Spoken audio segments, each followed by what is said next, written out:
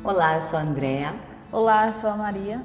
Nós queremos começar hoje o Creio e Falo falando a respeito do que o Senhor nos disse através do apóstolo Paulo na sua segunda carta aos Coríntios, no capítulo 4, dos versículos 11 a 14. Porque nós que vivemos somos sempre entregues à morte por causa de Jesus, para que também a vida de Jesus se manifeste em nossa carne mortal. De modo que em nós opera a morte, mas em vós a vida. Tendo, porém, o mesmo espírito da fé, como está escrito: eu criei, por isso é que falei. Também nós cremos, por isso também falamos, sabendo que aquele que ressuscitou o Senhor Jesus, também nos ressuscitará com Jesus e nos apresentará convosco. Então, o que nos motivou a começar esse trabalho e o que nos inspirou foi realmente a fé, a mesma fé e a mesma esperança que o apóstolo Paulo descreve aqui, quando ele diz: eu criei, por isso é que falei, né? E ele fala a respeito do que Jesus nos prometeu, a vida eterna através de Jesus Cristo que ressuscitou dos mortos. Paulo era um homem que perseguia os cristãos, mas o Senhor o alcançou, tirou a cegueira dos olhos dele, e então ele passou a seguir a Cristo e a levar o Evangelho, e por isso ele foi muito perseguido. E ele expressa aqui, a partir do versículo 7, que nós somos atribulados em tudo. Nós passamos por diversas situações que nos deixam angustiados, perplexos, porém nós não desanimamos. E não devemos desanimar, porque nós temos uma esperança. Nada vai destruir aquilo que o Senhor prometeu para nós, que nem olhos viram e nem ouvidos ouviram, a nossa esperança na vida eterna de Cristo.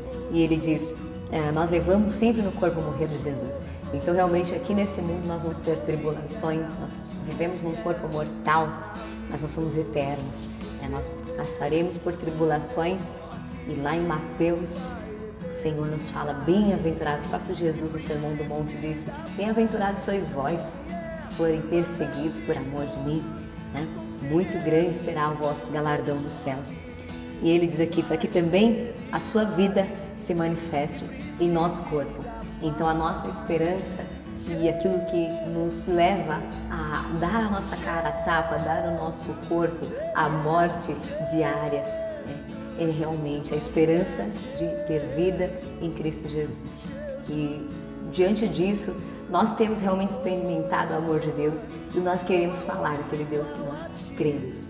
Queremos começar contando também um testemunho de algo maravilhoso que nos aconteceu recentemente. Falando de tribulações, nós não estamos isentos da maldade desse mundo. E uma situação que nos aconteceu, que nós podemos ver quão poderosa é a mão de Deus sobre a nossa vida. Nós tivemos certeza de quem é o Deus que a gente serve, como Ele é poderoso. No feriado, dia 1º de abril, umas 5 horas da tarde, nós estávamos no Parque Vila Lobos, lendo a palavra, orando, conversando sobre as coisas de Deus. Estávamos sentadas e, como estava anoitecendo, a Andrea pegou o celular dela, colocou na árvore para iluminar com a lanterna acesa, e naquele instante nós iríamos orar. Só que uns 5 rapazes nos abordaram, falando que queriam pegar o celular. Eles chegaram a pegar o celular. E nesse instante, a Andrea se levantou e falou: nós estamos aqui em nome de Jesus, nós viemos buscar Jesus, Jesus está aqui conosco. E naquele momento, quando eu levantei, eu vi que um dos rapazes estavam armados. E ele estava apontando a arma para a Andrea. E naquela hora eu pensei: o que eu vou fazer? Só que o engraçado foi que eu não senti medo naquele momento. O Senhor estava conosco e Ele nos deu uma paz tão grande que nós não ficamos desesperadas, chamando por socorro ou gritando, chorando, porque essa seria a minha reação. Só que eu fui bem racional, bem equilibrada, e o Senhor foi nos guiando ao que fazer naquele momento. E a Andrea continuou falando que Jesus estava ali conosco e tal. Na hora eu quis orar, só que eu não conseguia me concentrar, não me vinham palavras na cabeça. Então, ouvindo a Andrea só falar o nome de Jesus, Jesus, Jesus, aquela palavra ficou ecoando na minha cabeça. E eu lembrei: o nome de Jesus tem poder, então eu vou falar também. E comecei a falar com autoridade: Jesus, Jesus, Jesus. E um dos rapazes pegou assim no meu cabelo, começou a puxar para trás e falando, fica quieta, fica quieta. E eles gritando para nós, né, para de gritar, para de gritar.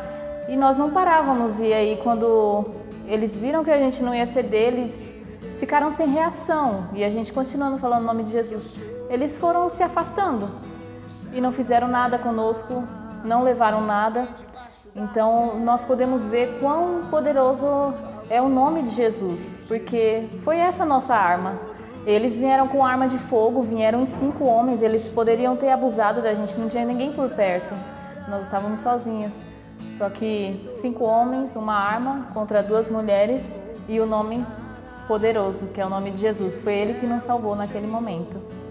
E naquele instante a gente estava meditando sobre o Salmo 139.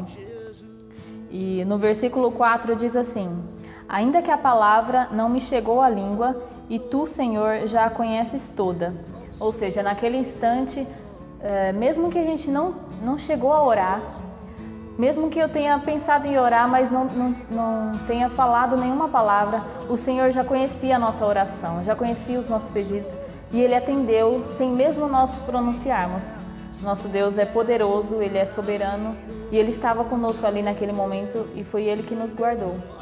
Amém. O mais interessante foi que, após aqueles homens se afastarem de nós, nosso corpo tremia, né? E nós nos perguntávamos o que foi isso que aconteceu. Sim. Né?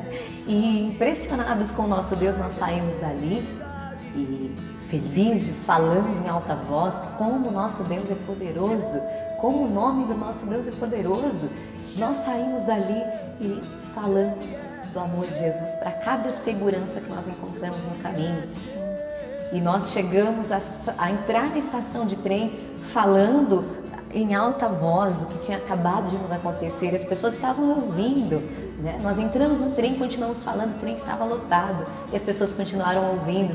Nós saímos do trem numa estação que ainda não era nossa, mas aí quando nós percebemos, nós entramos num outro vagão e continuamos falando do que tinha acontecido conosco. Num dos vagões, um rapaz entrou na conversa quando nós citamos um texto bíblico e ele disse: eu fui numa igreja ontem e o pastor estava falando a respeito desse texto e nós apresentamos Cristo a esse rapaz. Né? Nós saímos dali, entramos, quando estávamos saindo da estação, encontramos 2 mulheres pedindo esmola na rua com uma criança no colo. Apresentamos Jesus a ela, contamos o que tinha acabado de acontecer, oramos com elas, fomos embora. Quando nós chegamos numa loja, estávamos saindo, passando no caixa, contamos para as funcionárias do mercado, daquela loja que tinha acabado de acontecer também. E todos eles ficaram perplexos, né? Todos eles ficaram impressionados. Né? Nós divulgamos isso, nós contamos isso para muitas pessoas, colocamos no Facebook, contamos pelo WhatsApp, por áudio, de uma maneira escrita. E muitas pessoas têm reagido a isso de maneira positiva, alguns têm duvidado que isso realmente aconteceu, mas nós cremos e nós presenciamos o agir do Senhor ali, né? E nós até conseguimos imaginar como os discípulos se sentiram. Sim. Após o Pentecoste, né? Eles tinham acompanhado todo o ministério de Jesus, eles viram tudo isso acontecer. Isso deve ter sido sensacional, eles devem ter ficado perplexos. Eles viram Jesus ressuscitando e imagino que eles devem ter dito um ao outro: o que é isso? O que foi isso que aconteceu? Jesus tinha morrido e agora Ele está vivo aqui conosco. E por isso o Espírito Santo os compeliu a falarem do amor de Cristo. Então é disso que nós precisamos, estar cheios do Espírito Santo, cheios da alegria do Senhor, nos lembrar de quem é o nosso grande Deus. E assim nós vamos falar a respeito daquilo que nós cremos e daquilo que nós não podemos deixar de falar. Sim. Amém? Depois disso, muitos versículos fizeram mais sentido na nossa vida. Um deles está no Salmo 23, versículo 4, que diz assim: ainda que eu ande pelo vale da sombra da morte, não temerei mal nenhum, porque tu estás comigo. No versículo 6 também diz: bondade e misericórdia certamente me seguirão todos os dias da minha vida, e habitarei na casa do Senhor para todo sempre. Nós podemos ver quão grande é o nosso Deus e não tem motivos para nós ter medo de nada, porque Ele é o Todo-Poderoso e Ele é maior que tudo e Ele está do nosso lado, Ele nos ama, Ele cuida de nós. Então, bondade e misericórdia certamente nos seguirão todos os dias da nossa vida. Ele está conosco. Eu creio. E fala.